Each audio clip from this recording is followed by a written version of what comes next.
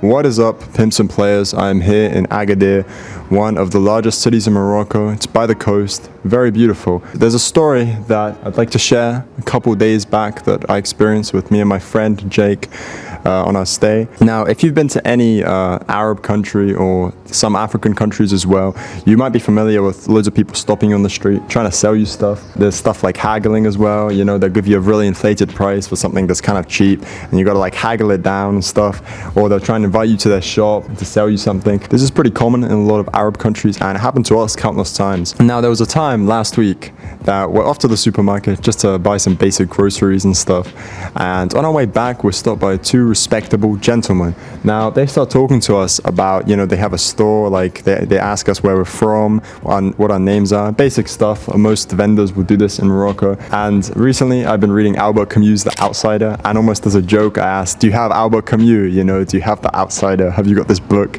And the dude, he looks at me, this sort of older fellow, he says, yes, we have Albert Camus' The Outsider. Yeah, just come with me, come with us, you know, follow us. Thinking, you know, what's the worst that could happen? Me and my friend, we follow him along. It's this older guy and this probably in his 60s, and this younger man, probably late 20s, 30s, both Arab natives, you know, they own a shop, and we start following them along to see this shop that sells the Albert Camus' The Outsider, the acclaimed book by Algerian Nobel Prize of Literature winner Albert Camus. And I'm very excited to see it, of course. Now, while we're getting there, the dude, the older guy, he suggests we get a taxi to this place, and I'm wondering, like, how far away is this place? We walk for about 5 minutes and he's just making conversation, and we're thinking, okay, it's probably, you know, nearby, probably not that much longer. And so we continue walking, and eventually we get for a street that we're not even familiar with. We know like the general sort of close area to where we live, and now we're on the street, we don't even know where we are. And he says, okay, we're almost there, you know, keeps on saying that. And we continue walking, cross over another big large street. We go down this sort of little neighborhood residential area, and we get to the end of this long avenue and points us over. He says, look here, they sell bread. And we say, oh, is this what we came for, the bread? And he's like, no, it's just, you know, it's good bread.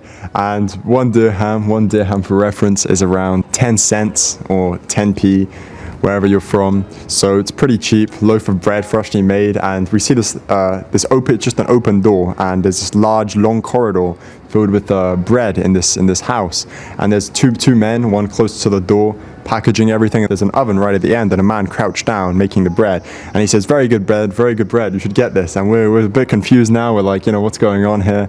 It's just a bit random, you know. He's showing us the bread like we thought we were going to see like a store maybe selling books, because he said, you know, they have Albert Camus' The Outsider, so it's a logical conclusion to come to. But he's showing us this bread, and the younger man, he buys 2 loaves of bread and he just walks off, you know, he disappears. And we say, okay, now I guess we're stuck with the older man who, you know, will lead us to this place.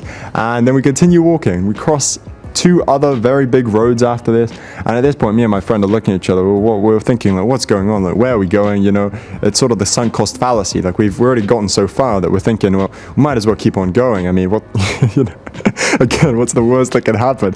But he starts thinking, he looks at me and he says, like, oh dude, what if we get like mugged or something? What's going on here, you know? Obviously we're probably not that scared of this elderly man, but you know, all bets are off when you're in a foreign country and you don't know where you are, what's going on. He leads us down through another residential area, continue walking. He says, we're almost there. And at this point I turn over to my friend and I say, should we just make a run for it? He says, no, we can stay a bit longer. We're getting very uncomfortable at this point because the pressure's rising. We've been walking for so long, and you know, nothing really to show of it, and we don't really know where we are. We don't know where we're going. We don't really have that much trust in this elderly man. The other guy has just completely disappeared off the face of the earth. We don't even know what happened to him, and so yeah, we're a bit confused and perplexed, to say the least.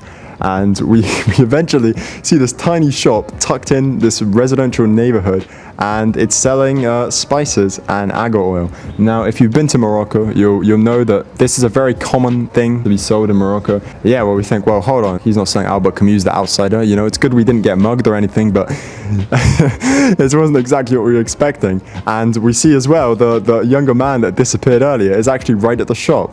with the 2 loaves of bread. And we're even more confused because how did he get there earlier?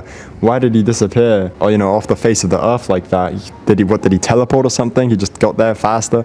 We're very confused, to say the least. Now we go into the shop. There is a woman, probably in middle age. They offer us some tea, something that's very common in Moroccan culture. And we sit down and we start showing us all of the stuff they're selling. And again, this is very common in Morocco. People will be like start offering you spices, smell, see what this is. Do you know what this is? Offer you stuff. And I'm thinking like, man, we walked all the way here. It makes sense for me to at least get something, like show a token of gratitude, sort of. They sell these little menthol crystals almost everywhere, and if you put them in hot water, you smell them. It's good for your nose, unblocks your nose. And I'm thinking, oh, 30 dirham for 5 grams. It's pretty decent. For reference, in the market, for 5 grams, they usually would sell it for almost 100. It depends, like I said, it's all about haggling and stuff. But I thought, hey, it's a decent price. It's not bad, might as well. We came all the way out here for something, I suppose. And I'm like, they're showing also this other stuff, and I'm just trying to like get a word out and be like, hey, could I get, the menthol crystals? And I ask, and he's like, okay.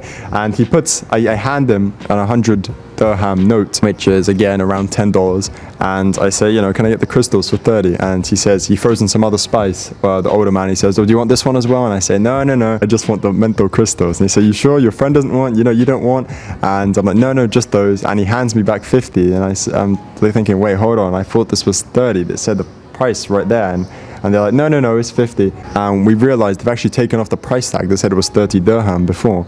And we kind of looked to each other and we're like, oh, okay, I see how it is, It's very common for prices to change in Morocco, especially if someone says something and it's not written down explicitly somewhere. But if it's written down and they change it, to get rid of it like that, it's a devious tactic, that's for sure.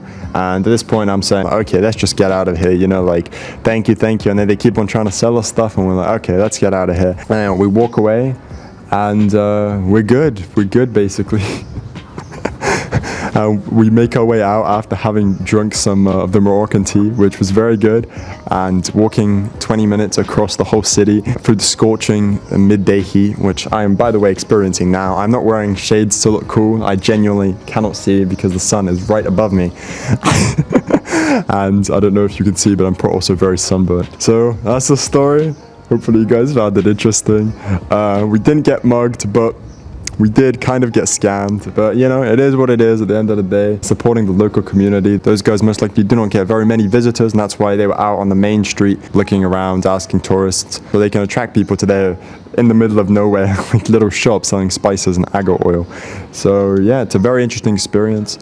I hope you guys enjoyed the story. If you liked it, be sure to tell me, and I'll make more sort of story time videos about my experiences and Morocco and other places. And yeah, thanks a lot for watching. I'll see you guys later. Peace out.